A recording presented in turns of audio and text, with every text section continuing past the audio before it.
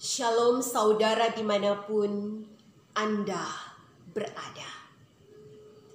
Firman Tuhan dan janji pemulihan adalah tema khotbah Gereja Masehi Injili di Minahasa mulai tanggal 2 sampai 8 Oktober 2022. Tema ini didasarkan dari pembacaan kitab suci Yeremia pasal 30 ayat 1 sampai ayat 24. Sebelum kita membaca firman Tuhan ini, mari kita berdoa. Tuhan Allah, Engkau adalah matahari dan perisai. Janjimu ya dan amin.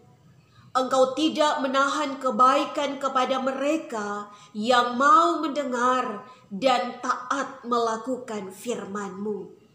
Karena itu nyatakanlah kebaikan-Mu saat ini Bapa, sebab kami memberikan telinga dan hati kami untuk perkataan-Mu, untuk sabda-Mu, untuk firman-Mu yang kudus. Dalam nama Tuhan Yesus, amin. Yeremia pasal 30 ayat 1 sampai ayat 24, demikian firman Tuhan yang berjudul Janji Pemulihan Israel. Firman yang datang dari Tuhan kepada Yeremia bunyinya, beginilah firman Tuhan Allah Israel, tuliskanlah segala perkataan yang telah kufirmankan kepadamu itu dalam suatu kitab. Sebab sesungguhnya waktunya akan datang, demikianlah firman Tuhan, bahwa aku akan memulihkan keadaan umatku Israel dan Yehuda, firman Tuhan. Dan aku akan mengembalikan mereka ke negeri yang telah kuberikan kepada nenek moyang mereka, dan mereka akan memilikinya. Inilah perkataan-perkataan yang telah difirmankan Tuhan tentang Israel dan tentang Yehuda. Sungguh, beginilah firman Tuhan, telah kami dengar jerit kegentaran, kedahsyatan, dan tidak ada damai. Cobalah tanyakan dan selidiki. Adakah laki-laki melahirkan? Mengapakah setiap laki-laki kulihat tangannya pada pinggangnya seperti seorang perempuan yang melahirkan? Mengapakah setiap muka berubah menjadi pucat? Hai, alangkah hebatnya hari itu, tidak ada taranya. Itulah waktu kesusahan bagi Yakub, tetapi ia akan diselamatkan daripadanya. Maka pada hari itu, demikianlah firman Tuhan semesta alam, aku akan mematahkan kuk dari tengkuk mereka dan memutuskan tali-tali pengikat mereka, dan mereka tidak akan mengabdi lagi kepada orang-orang asing. Mereka akan mengabdi kepada Tuhan Allah mereka dan kepada Daud raja mereka, yang akan kubangkitkan bagi mereka. Maka engkau janganlah takut, hai hambaku Yakub. Demikianlah firman Tuhan. Janganlah gentar, hai Israel, sebab sesungguhnya aku menyelamatkan engkau dari tempat jauh dan keturunanmu dari negeri pembuangan mereka.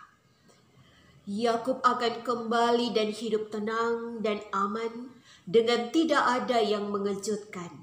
Sebab aku menyertai engkau, demikianlah firman Tuhan, untuk menyelamatkan engkau. Segala bangsa yang keantaranya engkau kuserahkan akan kuhabiskan. Tetapi engkau ini tidak akan kuhabiskan. Aku akan menghajar engkau menurut hukum, tetapi aku sama sekali tidak memandang engkau tak bersalah. Sungguh, beginilah firman Tuhan, penyakitmu sangat payah, lukamu tidak tersembuhkan.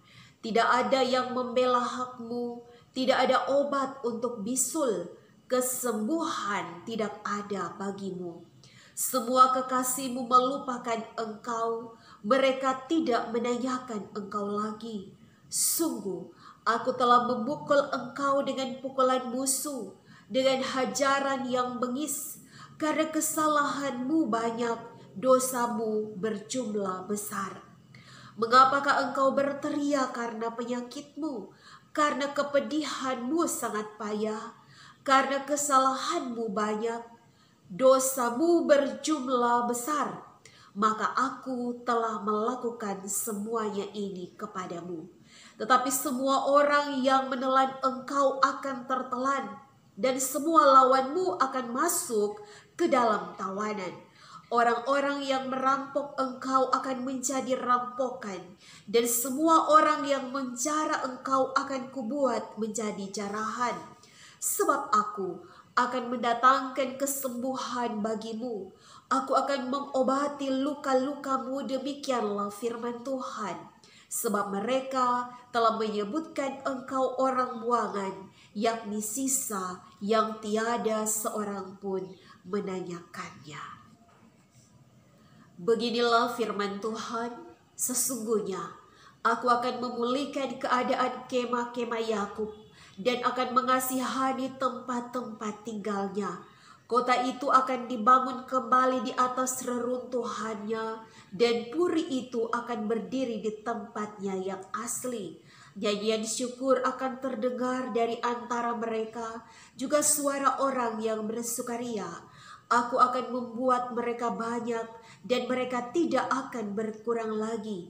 Aku akan membuat mereka dipermuliakan, dan mereka tidak akan dihina lagi. Anak-anak mereka akan menjadi seperti dahulu kala, dan perkumpulan mereka akan tinggal tetap di hadapanku. Aku akan menghukum semua orang yang menindas mereka. Orang yang memerintah atas mereka akan tampil dari antara mereka sendiri, dan orang yang berkuasa atas mereka akan bangkit dari tengah-tengah mereka. Aku akan membuat dia maju dan mendekat kepadaku, sebab siapakah yang berani mempertaruhkan nyawanya untuk mendekat kepadaku? Demikianlah firman Tuhan. Maka kamu akan menjadi umatku, dan aku akan menjadi Allahmu. Lihatlah angin badai Tuhan, yakni kehangatan murka, telah keluar menyambar. Angin puting beliung dan turun menimpa kepala orang-orang fasik. Murka Tuhan yang menyala-nyala itu tidak akan surut sampai ia telah melaksanakan dan mewujudkan apa yang dirancangnya dalam hatinya. Pada hari-hari yang terakhir, kamu akan mengerti hal itu. Demikian pembacaan firman Tuhan yang kudus. Saudara kekasih Tuhan, apa yang kita rindukan ketika kita sedang menderita sakit? Sakit secara fisik atau jasmani. Kita menderita penyakit kronis, jantung, diabetes, gagal ginjal, kanker, dan lain-lain. Atau sakit secara psikis, yaitu kejiwaan. Kita menderita secara emosi karena tekanan sosial, ekonomi, tetapi juga keamanan atau hubungan dalam rumah tangga antara suami dan istri, dengan orang tua, dengan anak-anak, atau dengan saudara kita. Saya yakin bahwa kita semua akan memberi jawaban yang sama, yaitu sembuh, sehat kembali, baik-baik ulang, bahagia ulang, atau pulih. Pertanyaan yang kedua, siapa yang punya kuasa untuk menyembuhkan atau memulihkan. Apakah dokter, obat, uang, jabatan, atau lain sebagainya? Saudara, saya teringat moto di lobi Rumah Sakit Advent Manado. Moto atau tulisan itu demikian, bahwa dokter dan perawat menolong dan merawat, tetapi Tuhanlah yang menyembuhkan. Sekali lagi, Tuhanlah yang menyembuhkan dan memulihkan. Karena itu, saudara, kepada kita yang saat ini, yang hari-harinya seperti sedang berada di dapur api peleburan, sedang menderita, sengsara, tertindas, kesepian oleh karena pergumulan, tantangan, penderitaan, kesakitan yang seakan tidak pernah usai.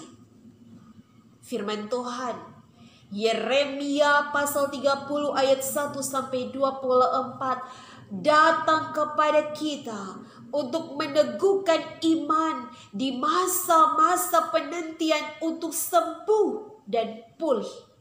Dan firman Tuhan ini juga akan membawa kita pada satu pengakuan bahwa Tuhanlah penyembuh dan pemulih. Saudaraku, ada 3 hal sebagai pesan firman Tuhan yang ingin saya bagikan dalam renungan di saat ini. Yang pertama, ketika kita sedang berada dalam pergumulan dan tantangan yang seakan tidak pernah usai, ingat bahwa Tuhan Allah adalah Bapa yang mengasihi. Ayat 1 sampai ayat 15 dari Yeremia pasal 30. Kasih Bapa, saudara, adalah kasih yang menghukum, mendidik, dan memulihkan. Seorang teolog, Anton Medved, ia mencatat bahwa kemarahan Bapa itu muncul karena anaknya atau umatnya, bangsa Israel, secara sengaja berbuat salah. Israel dengan 10 suku, yaitu kerajaan utara, dan Yehuda dengan 2 suku, Yehuda dan Benyamin sebagai kerajaan selatan. Pada waktu itu ternyata telah memberontak kepada Tuhan dengan melakukan yang jahat. Mereka mempersembahkan korban kepada Baal atau ilah lain, percaya pada nabi palsu, juru tenung, juru mimpi, juru ramal, tukang sihir. Yeremia pasal 27 ayat 9. Tetapi juga para raja lebih mengandalkan kekuatan militernya sendiri dan kekuasaan bangsa-bangsa asing, yaitu Edom, Moab, Tirus, dan Sidon. Yeremia pasal 23 ayat 3. Dan tidak lagi mengandalkan Tuhan. Karena itu Yeremia pasal 30 ayat 14 mencatat, karena kesalahanmu banyak, dosamu berjumlah besar, maka Tuhan menghukum Israel dan Yehuda dengan menyerahkannya pada Raja Babel atau Nebukadnezar yang mengalahkan Yehuda dan menghancurkan kota Yerusalem. Bahkan Yeremia pasal 27 ayat 8 mencatat, siapa yang tidak takluk pada Raja Babel akan Tuhan hukum dengan pedang, kelaparan, dan penyakit sapar. Bagaikan makan buah simalakama, dimakan mati, tidak dimakan mati, maju kena dan mundur kena. Harus takluk pada penindasan Raja Babel atau mati oleh pedang, kelaparan, dan penyakit sapar. Karena itu saudara, Yeremia pasal 30 ayat 5. Ada cerita kegentaran atau ketakutan, kedahsyatan, dan tidak ada damai. Ayat 7. Alangkah hebatnya hari itu, tidak ada tarahnya. Itulah waktu kesusahan bagi Yakub atau Israel. Roy Zuck, seorang teolog dari Arizona, Amerika yang banyak menulis buku-buku biblika. Ia mencatat bahwa walaupun Tuhan murka terhadap umatnya yang tidak taat, Tuhan Allah tidak akan membinasakan mereka sama sekali. Bagaimanapun, Tuhan tetap mengasihi mereka. Dan itu dicatat dalam Yeremia pasal 30 ayat 3 dengan kata memulihkan dan mengembalikan mereka ke negeri nenek moyang mereka. Ayat 11, Tuhan juga berkata akan menyertai dan menyelamatkan umat Israel. Saudara, inilah kasih Bapa. Kasih Bapa yang menghukum, mendidik, dan memulihkan. Ibrani pasal 12 ayat 6 dan 7. Karena Tuhan menghajar orang yang dikasihinya, dan ia menyesah orang yang diakuinya sebagai anak. Jika kamu harus menanggung ganjaran, Allah memperlakukan kamu sebagai anak. Di manakah terdapat anak yang tidak dihajar oleh ayahnya? Maka saudaraku, jika hari-hari ini kita sedang sakit, terluka, tertindas, sengsara, dan menderita, mulailah memahami bahwa penderitaan, kekecewaan, dan kesedihan adalah tanda dari kelemahan, kerapuhan, dan keterbatasan. Itu adalah akibat dari kelalaian, ketidaksetiaan, pemberontakan, dan dosa kita kepada Tuhan. Tetapi syukur kepada Allah karena kasih-Nya yang tidak pernah berhenti. Maka firman-Nya bahwa penderitaan yang dialami bukan untuk menyusahkan, merendahkan, atau merampas martabat kita. Tetapi penderitaan itu adalah untuk mendidik, mendewasakan, dan mengubahkan kita. Karena itu sebagai orang percaya, marilah setiap kita dengan iman berkata, bahwa penderitaan yang aku alami bukan untuk menyusahkan, untuk merendahkan dan merampas martabatku, tetapi oleh Tuhan adalah untuk mendidik, mendewasakan, dan mengubahkan aku. Karena Tuhan Allah adalah penyembuh dan pemulih. Ayat 16 sampai ayat 22. Kitab Yeremia adalah sebuah kitab yang menyedihkan, penuh dengan penghukuman. Nabi Yeremia diutus oleh Tuhan untuk berjuang agar Israel dan Yehuda bertobat dan kembali kepada Allah. Dalam pertobatan itulah Allah hadir dengan janji-Nya untuk menyembuhkan dan memulihkan. Ayat 17 sampai 18.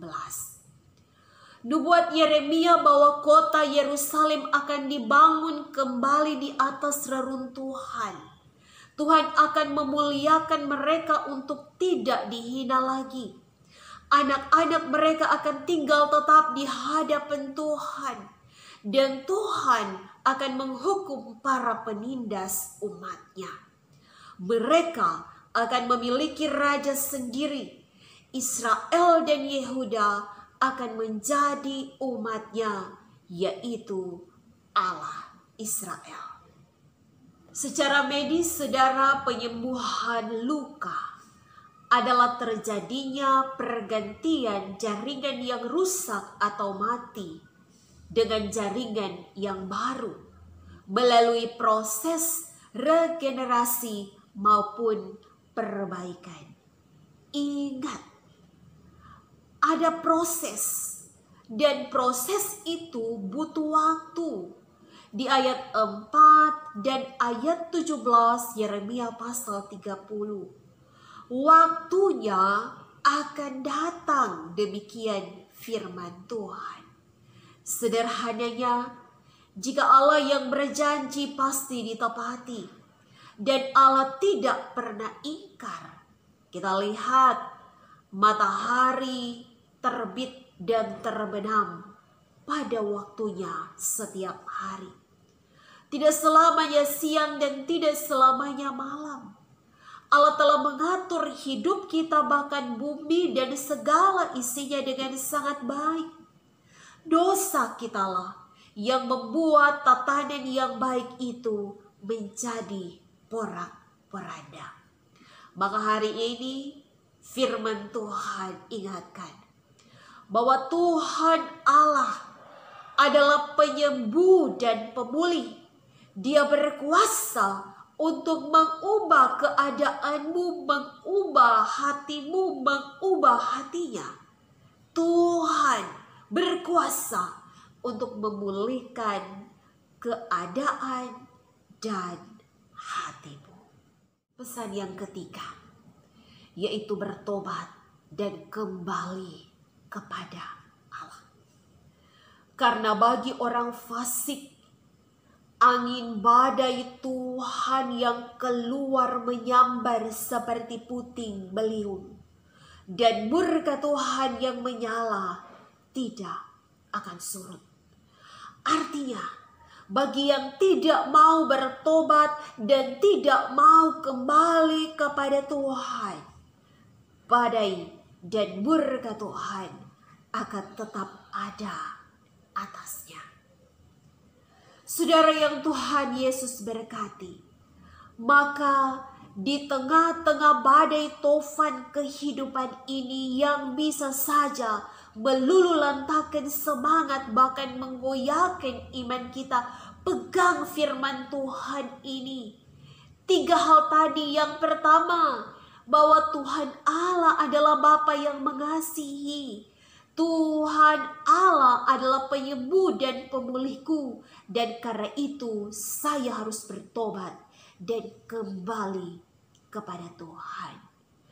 Allah yang kita kenal di dalam Yesus Kristus juga adalah Allah yang rela meninggalkan sorga, menderita sebagai manusia, bukan karena perbuatan dan dosanya, karena tidak ada tipu dan dosa di dalam dirinya, tetapi karena dosa-dosa kita.